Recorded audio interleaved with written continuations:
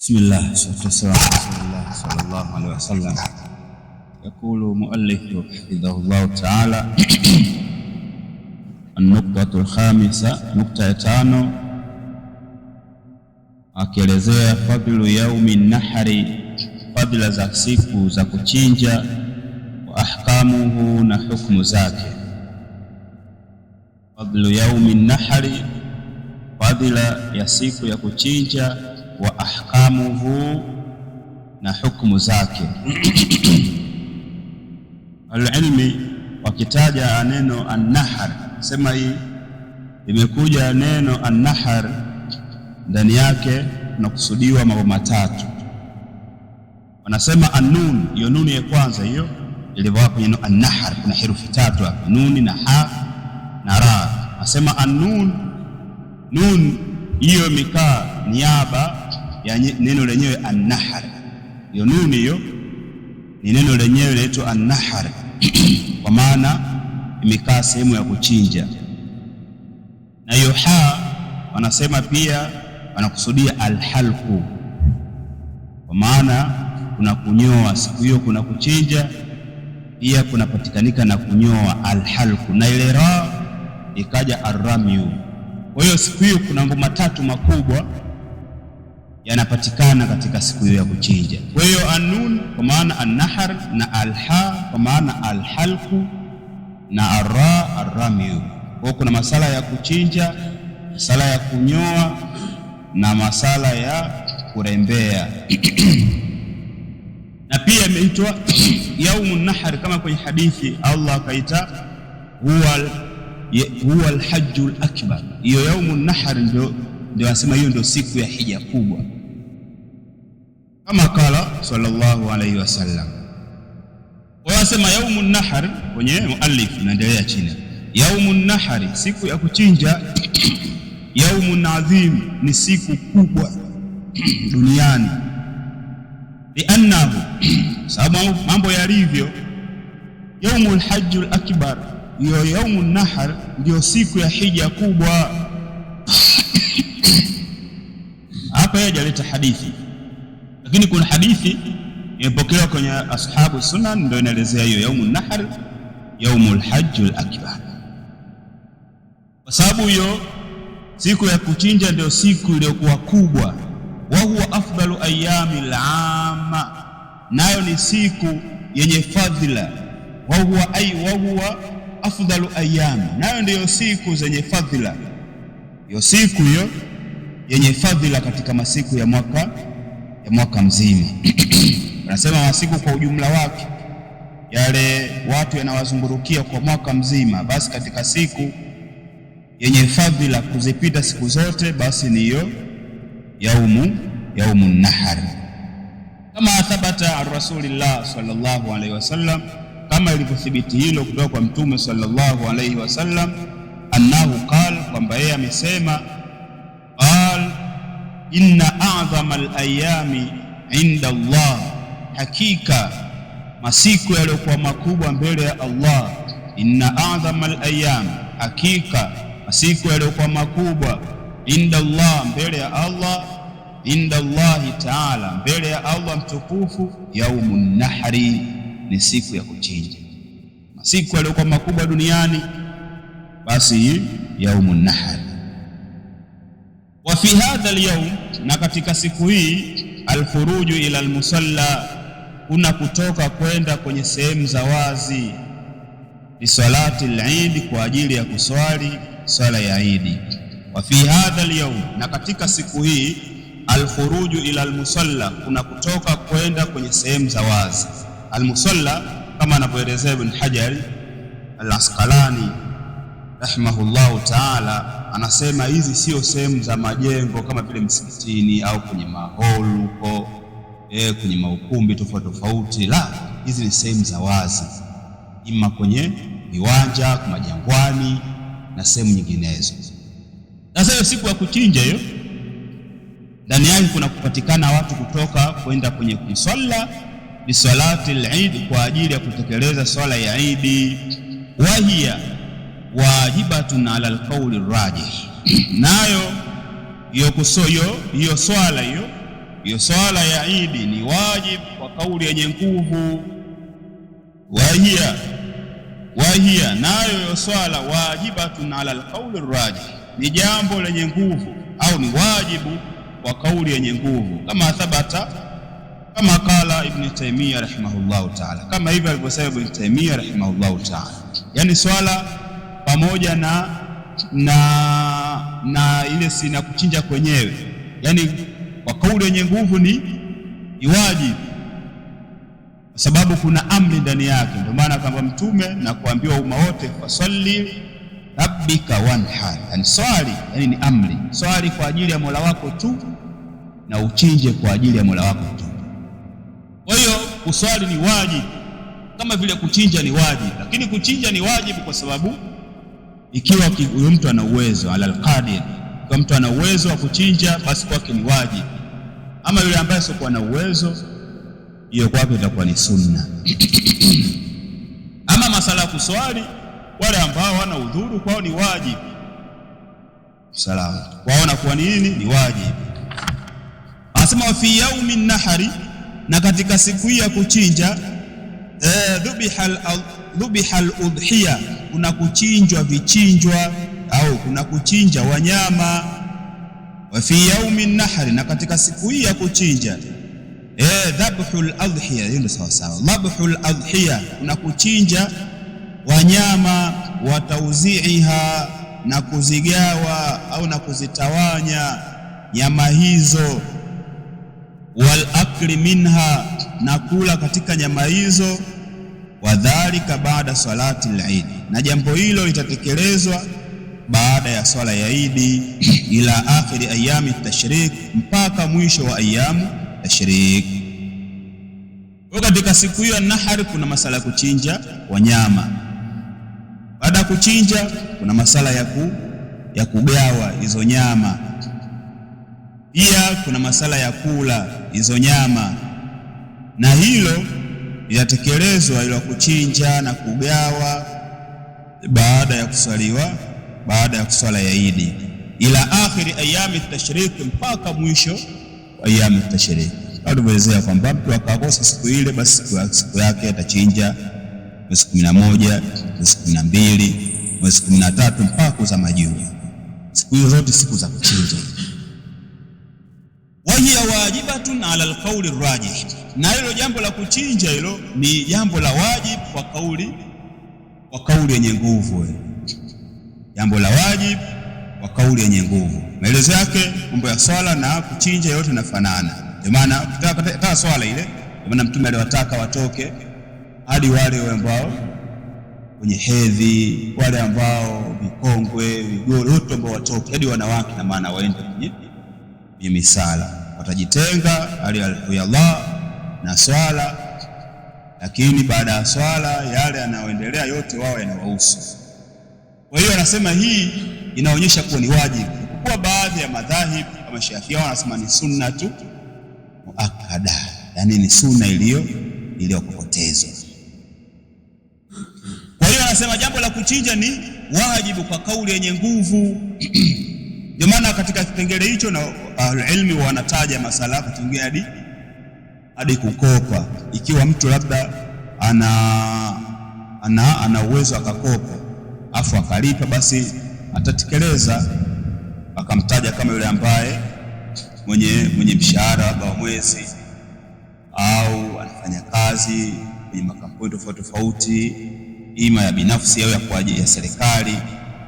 Wewe ana uhakika labda akifika muda fulani atapata hela, lakini ikafika ile udhiya kabla ya kupata mshahara, yeye mtu huyu kwake itakuwa ni wajibu kukopa, yani akakopa labda sehemu ili achinje.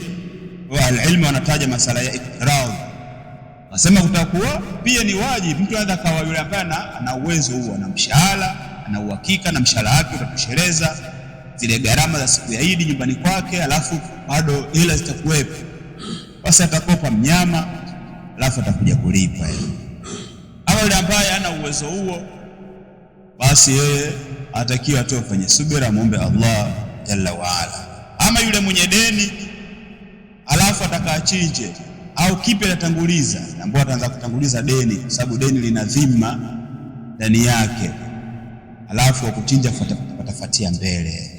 Kama kuna deni na yeye ana uwezo kuyatekeleza yote mawili kwa mara moja, yani alipe deni na hapo achinje, hata kwa ana uwezo huo, atambua basi atashauriwa aanze ile deni, sababu ile deni limefungamanishwa na dhima kwake.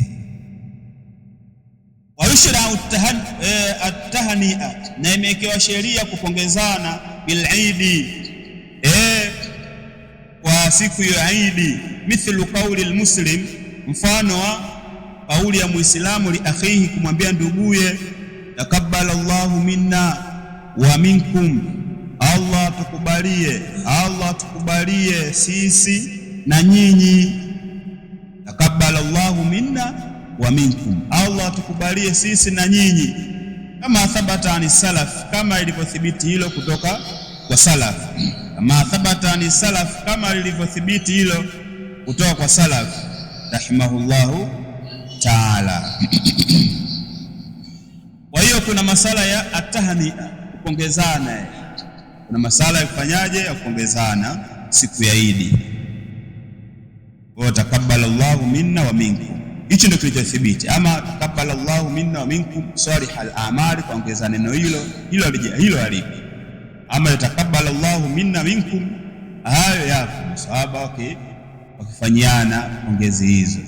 Ama kusema na zaidi ya watu wa mtaani, Eid kama Eid mubaraka au Eid kadhaa, ambia Eid min alfaizina, wakaita mistari, sikia kimya, mimi sina, ili mradi labda sitoe hela kwa watoto wanamuomba 200 la, au wakaita na mfano maneno kama hayo, hicho ndio kujathibiti. Ama kuna maneno mengine ikiwa hayana shari, hayana ubaya ndani yake, wanaweza wakaongezea, lakini ama wataka kama kuthibiti kutoka kwa salaf, basi watasema inao takabbala Allahu minna wa minkum. Thumma al-iktharu min al-a'mali salih, kisha atakithirisha kufanya matendo mema fi hadha al-yawm, katika siku hii, alladhi huwa min ashri dhil-hijja, ambayo ni katika siku ya 10 katika mwezi wa mfungo 3. Kwa hiyo masala haya, siku hii, siku ya kuchinja, imeitwa siku iliyokuwa kubwa kabisa duniani. Sababu gani? Wanasema matendo, yani mu'dhamul amal, matendo makubwa yani yanafanyika na mengi yao yanafanyika katika siku hii ya 10. Ndio maana watu wa huku wakitoka kuna masala ya takbira, wakitoka hapa tunaenda kuswali, kutoka kuswali na matendo mengine atafanyaje? Watakuja kuchinja, watagawa nyama, watakula na wao wenyewe, kama Allah kielezea na maana. Alafu pia watu huku baada ya kula tutakuendelea na ibada nyingine za takbira. Ama wale ambao mahujaji siku hiyo pia nao watachinja, watu wako wataenda kunyoa na wataenda kufanya ramyu. Kwa hiyo wanasema siku ile pia kuna amali, kuna matendo mengi pia. Pia kuna masala ya tawaf. Kwa hiyo siku hiyo kuna matendo mengi wale mahujaji, na matendo hapa kuna kushirikiana. Kuna baadhi ya matendo wale mahujaji na wale ambao wasio mahujaji wanashirikiana, kama sala ya kuchinja. Hata wale ambao wanauchinja huku pia na huku watu wanachinja, vipengele vile ambavyo wanakatazwa wao wasivifanye kabla ya kuchinja, kama kunyoa au kutoa chochote katika mwili. Na mahujaji ndio hivyo, hawaruhusiwi kunyoa wala kufanya chochote mpaka kisha kuchinja. Sasa basi ndio wanaulizwa, ndio ruhusa, wala watatoka sasa kwenda kunyoa, kwenda kufanyaje baada ya kuchinja, kama vile mahujaji wa huku pia, kama vile wanaochinja huku, na maana kama vile wanauchinja huku pia. Allahu musta'an. Fadlu ayami tashriki wa adabuha, ndio tunamalizia nukta nyingine. Hii ni fadhila, nukta ya 6, fadhila ya masiku ya tashriki na adabu zake. Ayamu tashrik, masiku ya tashriki, anasema hiya al-yawmul 11, nayo ni siku ya 11, wa thani ashara, na siku 12, wa thalitha ashara, na siku 13 min dhil-hijja, katika mwezi wa mfungo 3. Sema sumiyat bidhalika, yameitwa hivyo nini? ayamu tashrik, sio so miati bidhalika, yameitwa hivi ayamu tashrik. Nasema li anna nasa, kwa sababu watu yushrikuna fiha, wakizitandaza katika masiku hayo, yushrikuna fiha, wakizitandaza katika masiku hayo, luhuma al-Allahi, nyama za wale wanyama, yani nyama wale wanyama waliowachinja. Luhuma al-Allahi, nyama ya wanyama, wal hadaya, na vichinjwa. Ai, maana yake yanshurunaha, wakizitandaza au wakizieneza. Imeitwa hivyo siku ayamu tashrik. Sababu gani? Sababu watu wakizieneza zile nyama za wanyama wao waliowachinja na vichinjwa vyao. Kwa hiyo zamani ilikuwa, hadi hivi sasa watu wanachinja hivyo, unakuta wanazianika. Zamani kwa wakizianika, kwa hiyo wakizitandaza kila jua linapofika, inapokwenda na wao wanazitandaza, zikausha. Ilikuwa ni kutumika ndani ya siku 3, lakini baada ya hapo pia zikawa ni ruhusa zaidi ya hapo. Kwa hiyo zikihifadhiwa na wakipelekewa maskini popote pale walipo. Kwa siku hizi mfumo wa kuzitandaza na kuzianika hamna mara nyingi sana. Sasa hivi hapo kwenye majokofu, kwenye mafriza, zina wakichinja kule, basi zinakuta baada, mfano huu mfungo 3 ile, nyingine baada ya mwezi mfungo 4 utakuta nyama zinafika hadi huku Tanzania. Sasa kwenye vile vituo vya Muassasatul Haramaini zile zote, kwenye shirika la Haramaini, nyama zinafikia nyingi tu. Yupo pale hata sehemu za Kongo zile barabara 9 kule kuna Bariadi mani na nyingi tu, hadi huku Dar es Salaam zinafika sehemu nyingi, wale ambao wana connection na kule Haramaini zinafikia nyama hizo, tena mbichi ziko vile hazijaoza wala nini. Mchanganyikeni nyama za ngamia, nyama za nini, nyingi sana zinafika. Kwa hiyo kwa sababu kule nakuta watu hamna walaji, lakini huku nakuta watu wanahitajia, wapo, kwa zinasafirishwa zinafika huko. Wahiya min al-ayami al-fadhila, nazo hizo ayamu tashrik ni katika masiku yaliyokuwa mabora kabisa. Allati amara Allahu ta'ala ibada, masiku ambayo Allah amewaamrisha waja wake bidhikrihi fiha, atajwe yeye Allah katika masiku hayo. Wa hiya min al-ayami al-fadhila, ayo ayamu tashrik ni katika masiku yaliyokuwa matukufu. Allati, masiku ambayo amara Allahu ta'ala ibada, Allah amewaamrisha waja wake bidhikrihi fiha, kwamba Allah yeye atajwe katika masiku hayo. Qala ta'ala, sema Allah mtukufu, wadhkurullaha fi ayamin ma'dudat, na mtajeni Allah katika masiku machache yenye kuhesabika. Wadhkurullaha, na mtajeni Allah fi ayamin ma'dudat, katika masiku machache yenye kuhesabika.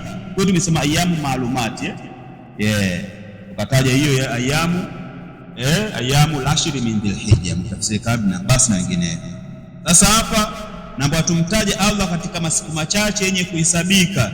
Qala al-Bukhari, amesema al-Bukhari rahimahullahu ta'ala, qala Ibn Abbas radhiyallahu anhuma, anasema al-ayamul ma'dudati, masiku machache yenye kuhesabika, ayamu tashriki, hayo ni masiku ya tashriki.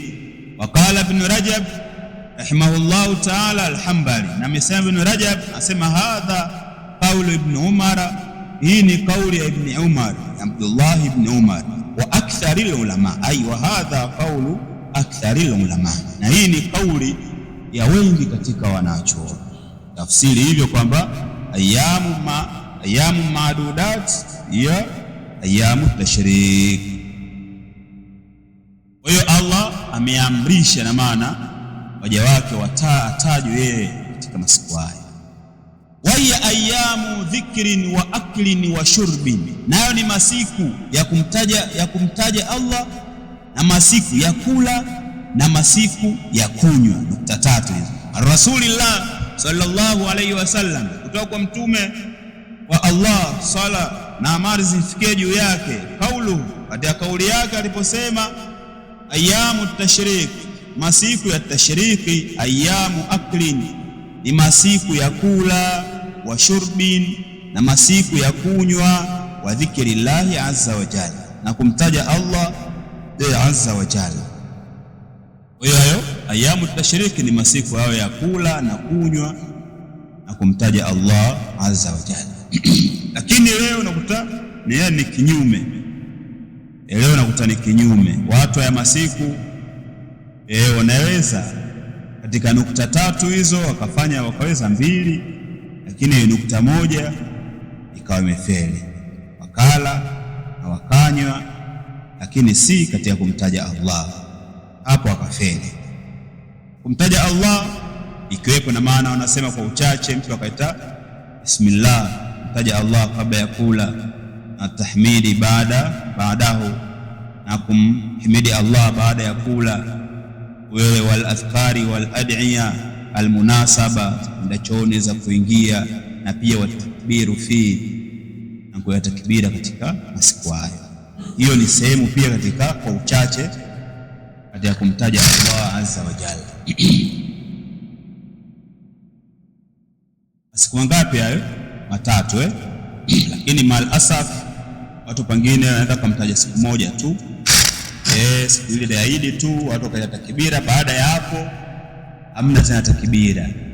Hivyo hivyo katika vitu vya maajabu pia utaona wengi kwa ndugu, imetajwa ayamu tashriki ni ayamu akli, unaelewa, masiku ya kula ya kwanza, alafu wa shurbin, masiku ya kunywa, alafu wa dhikrillah. Hiyo hili shatoka ni siku ya 10, sio? Sasa nani hapa ayamu tashriki anafanya hivyo, atakula huko? Ndio mtu mwingine tu, yani amepambana siku ya Eid, lakini ukienda mwezi 11 yani hamna kitu, amerudi tena kule kwenye lagaji, yani ugaina kamchoche. Yani sasa mtu kwani amjaelewa? Kwani yani hizi hadithi nyewe muelewe? Kwani msielewe? Mwezi 12 hivyo hivyo ukienda kwa majumba kwa watu, na maana mtuna kule yani na maharagi na maharagi. Yapokuwa hivyo, lakini je kusudiwa mule hivyo vya kawaida hivyo hivyo. Na mwezi 13 na mtu hali ya kwa pengine uwezo unao, hali hizo siku unakula na kunywa, wewe kama Allah amekufungulia wewe siku zote hizi, kwanza unaenda kupiga biriani, siku nyingine kupiga mandi, siku nyingine kupiga pilau, siku nyingine kupiga wali wako wale wa Kiislamu, si wali nazi. Na hivyo hivyo piga vinywaji vyako kwa viandani, leo kanya aina hivi, kesho vya aina hivi, hadi kwa sababu hizo siku za kula na za kunywa za kumtaja Allah. Yani kusema hivi Mtume sallallahu alaihi wasallam ana maana na sio jambo tu ukafanya kwa mzaa. Lakini maal asaf Waislamu wengi na kuta jambo hilo wamefeli, wengine kutoka labda na ubahili, wengine tunaona Allah hajafungulia. Ili kuna wengine wanakuta mambo halali ili kwa ubahili wake mtu na siku ya Eid tu basi, wengine watu kwenye ugali kawaida sangu siku nini ganyasa. Sasa nafanya kazi gani siku hii? Haya, kisa tunasoma ili tuingie kwenye amali. Hiyo ndio cha msingi. Wa fi ayami tashrik, na katika hayo masiku ya tashrik, wazibataka baqiyatu amali alhaji, ndio yanaotuka matendo yaliyobaki, matendo ya hija ndio utekeleza, na maana yaliyobaki katika matendo ya hija, karami, kama vile kurembea, wa tawaf na kutufu, wa ghairi dhalika, na ibada nyinginezo siokuwa hizo. Waqad marra annahu, na hakika imepita ya kwamba yushra'u takbir, kumekuwa sheria kuleta takbira ila akhiri ayami tashrik, mpaka mwisho wa masiku ya tashrik. Hiyo shapita hiyo. Wal jahru bihi, na kudhihirisha hiyo takbira, fi turuqat, katika manjia, wa baada salat, na baada ya swala faradhi, wa ghairi dhalika, na sehemu nyinginezo siokuwa hizo. Hiyo shapita kwamba tumewekewa kuleta takbira katika kumtaja Allah pia, na hizo takbira nitakadhikirishwa katika hiyo mwezi 10 wenyewe hiyo mwezi hiyo, baada siku ya Arafa ile alfajiri ya Arafa, za takbira tu muqayyad na pia kuna takbira mutlaq, zote hizo zinaishia siku moja. Kwa baada ya swala kuanzia siku ya Arafa itakuwa takbira tu muqayyad, ukitoka hapo nje itakuwa mutlaq. Muqayyad yani imefungamanisha tu na wakati wa swala tu, lakini haina ukomo ulete ngapi, yani uleta 20 30, baada ya swala tu mnasaba, baada pengine astaghfirullah mara 3, unaweza kuendelea na takbira hadi ule uwezo wa mtu yeye tena atadhihirisha katika manjia na baada ya swala na sehemu nyingine sio kuwa sehemu hizo. Asema la yushra'u siyamu ayami tashrik, hakujawekewa sheria kufunga ayamu tashrik, yani ukajifanya wewe mcha Mungu siku hizo ukajifanya mimi nafunga haijawekewa sheria hiyo. La yushra'u siyamu ayami tashrik, hakujawekewa sheria kufunga hayo masiku ya tashrik, mwezi 11, mwezi 12, mwezi 13 hadi kwanza mwezi 10 wenyewe. Anasema illa limutamatti, isipokuwa kwa mutamatti, huyo ndo atafunga. Wanasema mtu yote hata yule anayelipa madeni labda Ramadhani huko alikuwa anadaiwa, au mwanamke au mwanaume, lakini akitaka kulipa katika masiku haya ayamu tashriki anakataza, yote haruhusiwi, iwe ya faradhi iwe ya sunna, isipokuwa kwa mutamatti. Mutamatti mtu aina gani? Mutamatti ni yule ambaye mtu amehirimia matendo yote ya hija, kaingia akafanya ibada za umra zote akamaliza, alafu alipomaliza ibada za umra akatoka katika nje ya ihram, yani akapumzika, alafu akarudi tena mwezi 8, yani akaingia ile atekeleze matendo ya hija. Sasa huyu ule kutoka kwake nje ya ihram akirudi tena ndo anatakiwa, anaambiwa huyu ndo atafunga. Illa limutamatti, isipokuwa mutamatti kwa sharti idha lam yajidil hadiya, endapo hajapata mnyama. Idha lam yajidil hadiya, endapo hajapata mnyama, kama ana mnyama lakini ikiwa mnyama anayo afungi.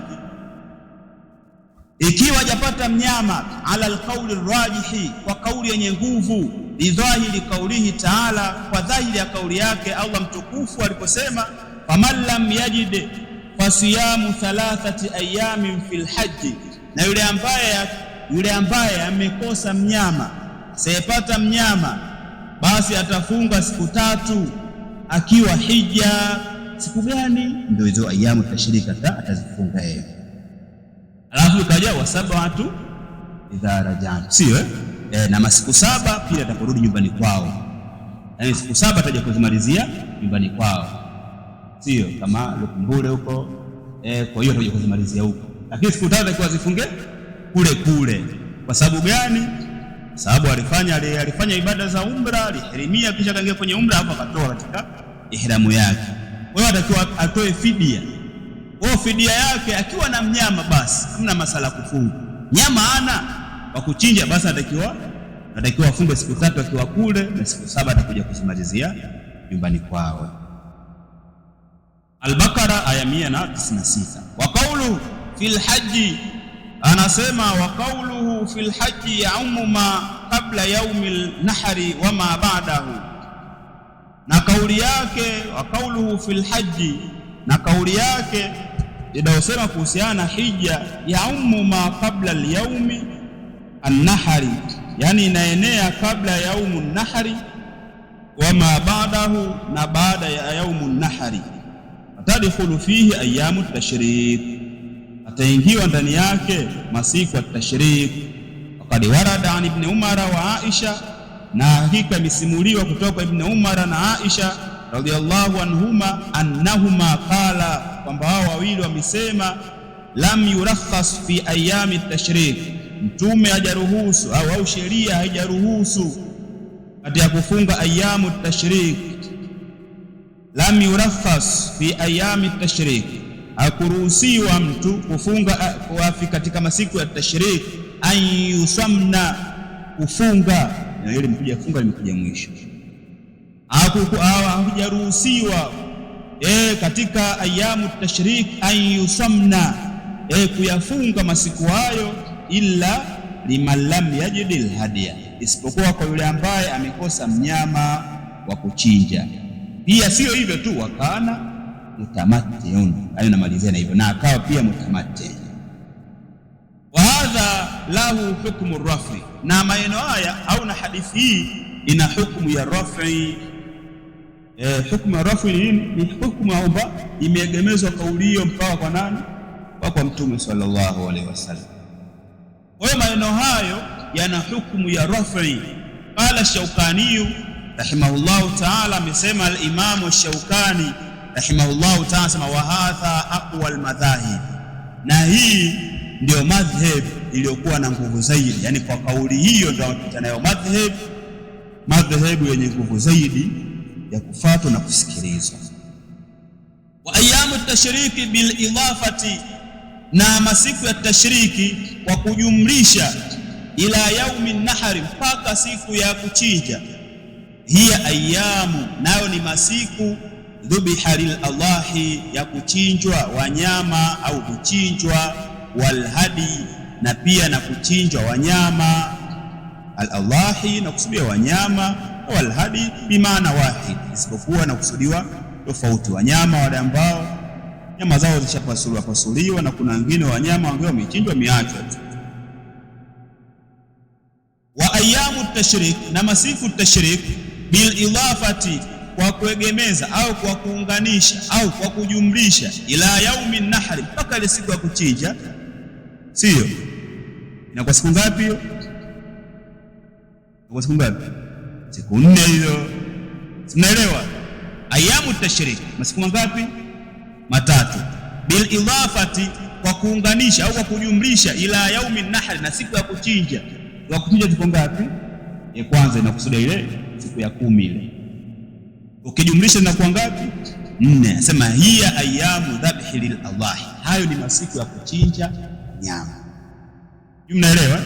Wal hadiya ala al arjahi, kwa kauli yenye nguvu zaidi, ambazo zinafuatwa, ambazo zina mashiko ndani yake.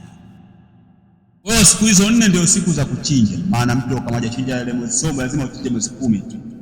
Unaweza kuchinja mwezi 11, nyama mwezi 11 hujampata kuchinja mwezi 12, mwezi 12 unaweza kujampata kuchinja mwezi 13. Kwa hiyo hapo pote ni ruksa wako, yani uwanja ni mpana. Kwa hiyo inshallah basi kila mmoja atakiwa kwa wale ambayo tuliyaona tukiwa tuwafanyie kazi. Hatima sema hadha ma tayassaru jamuhu fi fadli wa ahkami 10 dhilhijja wa ayami tashrik.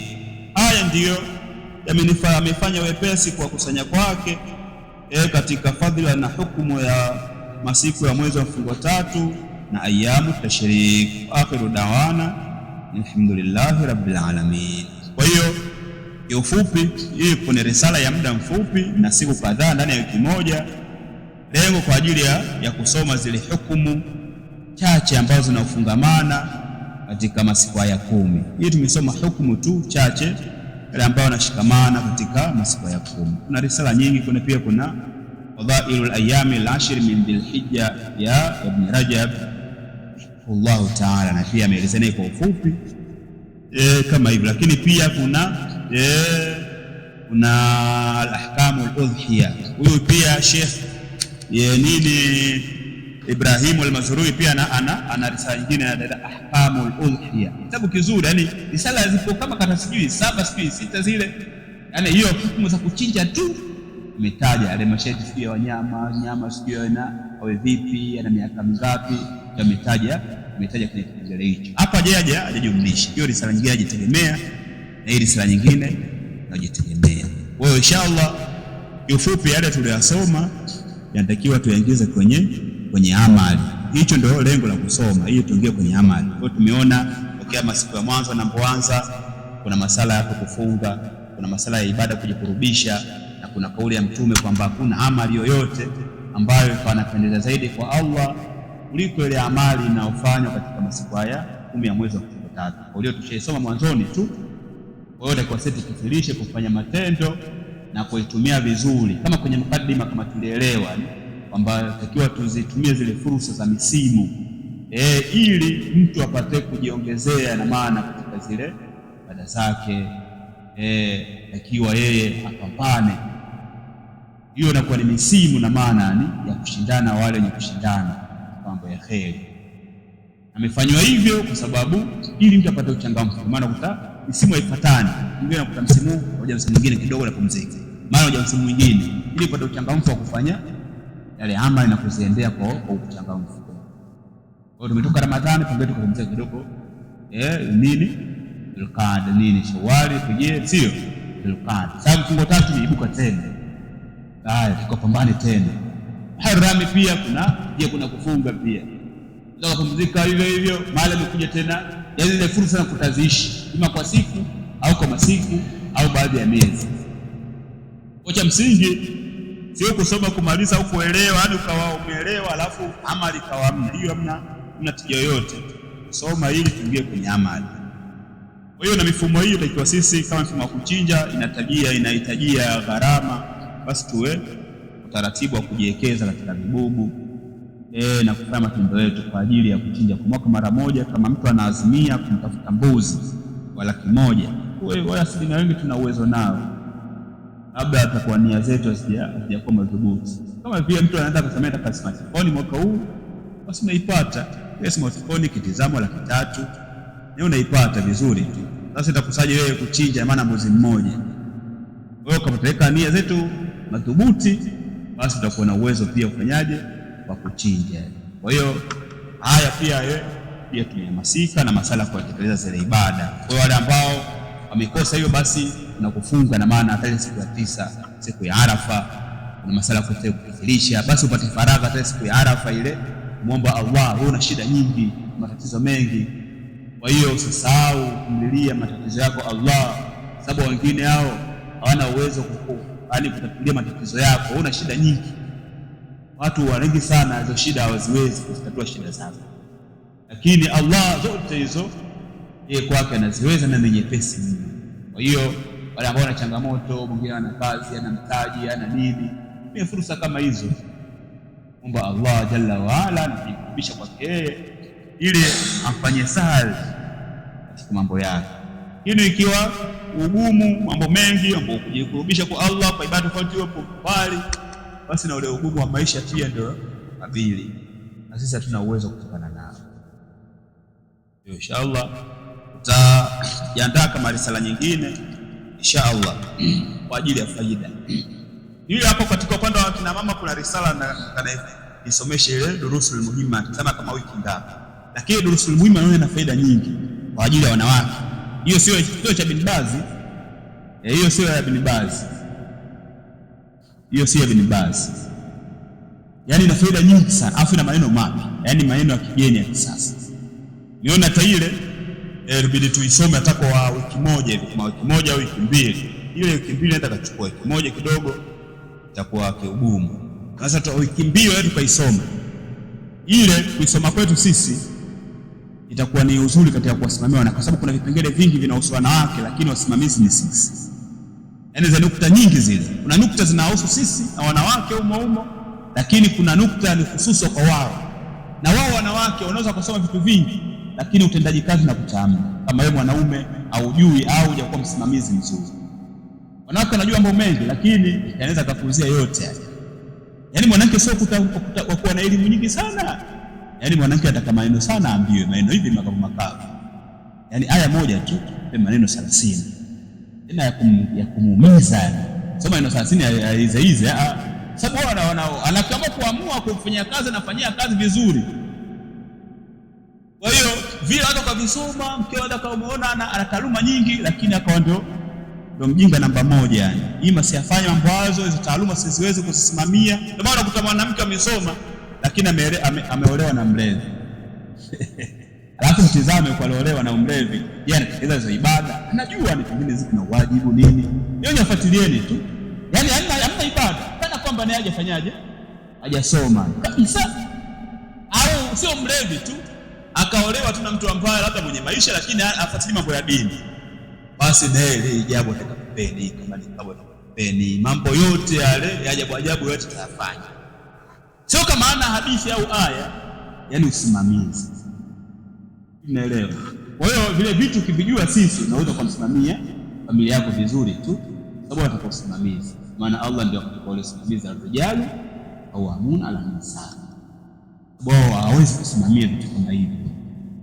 Kwa inshallah hiyo tutaiandaa, tutaisoma, tufanye kama wiki 2 hivi, ili alafu baada ya hapo, sababu Abu Hafsa atakuwa na risala kwa ajili ya muongozo katika mambo ya ilmu, lakini bado mwenyewe anapilika nyingi. Kwa hiyo tutaingiza siku hizo ili tupate faida pia kwa ufupi, ili tuweze kusoma jukumu. Tuna watoto wa kike, tuna wanawake wengi na pia tunatarajia kuongeza. Kwa hiyo bila kuwasimamia itakuwa kidogo ni changamoto. Kwa hiyo tutasoma kwa ajili ya faida hiyo, na hiyo kwa ajili kwa sababu niliona kitabu ni kizuri sana. Allahu a'lam. Subhanaka wa bihamdika ashhadu an la ilaha illa anta astaghfiruka.